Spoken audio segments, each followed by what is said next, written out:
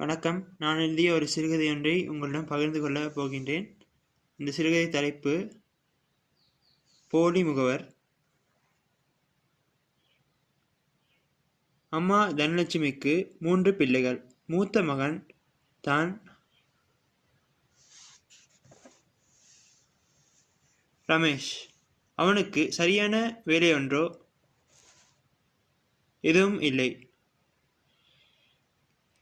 வேலைக்கு போவதில்லை. அவன் வீட்டில்தான் இருப்பான்.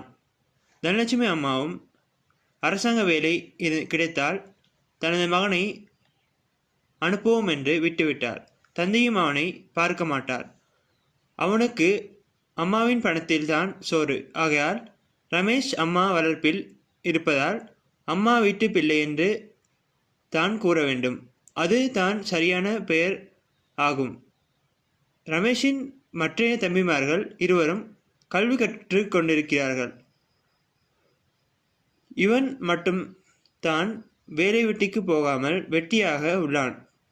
எந்த நேரம் பார்த்தாலும் ரமேஷ் தனது கைபேசியில் தனது காதலியான கல்யாணியுடன் காதல் லீலைகள். ரமேஷ்க்கு வயது 22. அவனது குட்டி காதலிக்கோ வயது குறைவு.